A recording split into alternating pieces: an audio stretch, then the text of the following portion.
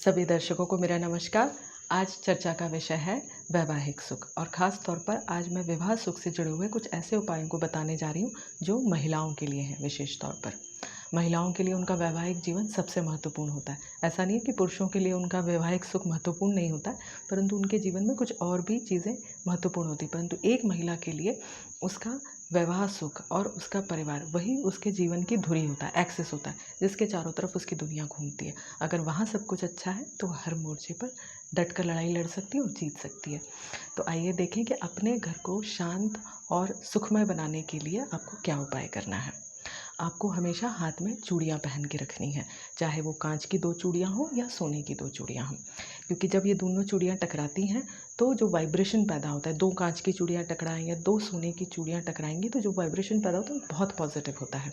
इसलिए हमारे यहाँ दादी नानियाँ हमेशा कहती थी कि सुहागिन महिलाओं के हाथ खाली नहीं होने चाहिए। आप 2 से ज़्यादा पहनना चाहते हैं तो और भी अच्छा है, पर कम से कम 2 तो ज़रूर पहनें। आप गौरी शंकर रुद्राक्ष को धारण करें।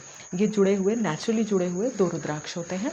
इन्हें भगवान शिव और गौरी जी का स्वरूप माना जाता है। तो आप इसे चांदी या सोने में जड़वा कर पहन सकती हैं और आप अपने पति को भी बोलिए कि वो भी गौरी शंकर रुद्राक्ष को धारण करें। सावन के महीने में मंगला गौरी पूजा करना बहुत ही शुभ होता है। ये वैवाहिक जीवन में आने वाली समस्याओं को, कलह को, वैचारिक मतभेद को दूर करने में बहुत मदद करता है और एक बहुत ही शांत और सुखी वैवाहिक जीवन प्रदान करता है। तो आप अब सावन मास शुरू होने वाला है, आप ज़रूर इस व्रत को करिएगा, इस पूजा को करिएगा। इसके अलावा आप अपने घर में भगवान शिव के परिवार की फ़ोटो रखिए। वही एक ऐसे हैं जिनके पास उनका पूरा परिवार है। आप देवी पार्वती का देवी सूक्तम का जाप करिए, पार्वती जी का स्तोत्र है, और आप उन्हें सुहाग का सामान चढ़ाइए। और शुक्रवार के दिन ये सुहाग का सामान देवी जी को, पार्वती जी को चढ़ाने के पश्चात आप सुहागन महिलाओं को ये दान में दें।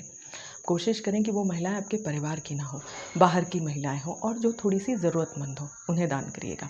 इसके अलावा आप अपने घर में भगवान विष्णु और लक्ष्मी जी की एक ऐसी फ़ोटो रखिएगा जिसमें भगवान विष्णु शेषशायी शैया पर लेटे हुए और लक्ष्मी जी उनके पैरों के पास बैठकर उनके पैर दबा रही हैं। आपको ध्यान रखना है कि आप रात में जो भी कपड़े पहन के सोती हैं, अगले दिन स्नान करने के पश्चात वो कपड़े ज़रूर बदल लें। आप पिछली रात के कपड़े अगले दिन ना पहने रहें, वरना इससे शुक्र बिगड़ता है और फिर वैवाहिक जीवन में धीमे धीमे समस्याएं बढ़ने लगती हैं। आप कभी भी किसी से कोई भी चीज़ फ्री में ना लें, इससे भी शुक्र की शक्ति कम हो जाती है। आप मंदिर में गाय का घी दान करें और हो सके तो घर में भी खाने में गाय के घी का उपयोग करें। आप छोटी बालिकाओं और वृद्धों को आप सफ़ेद मिठाई शुक्रवार के दिन दान में दें। आप सबसे अच्छा तो ये रहेगा कि किसी वृद्धाश्रम या अनाथालय में चले जाएं और वहाँ आप ये मिठाई बांटें, तो आपको इसका बहुत पुण्य मिलेगा। और ये सभी उपाय करने के पश्चात आपके वैवाहिक जीवन में स्थिरता जो है वो बनी रहेगी।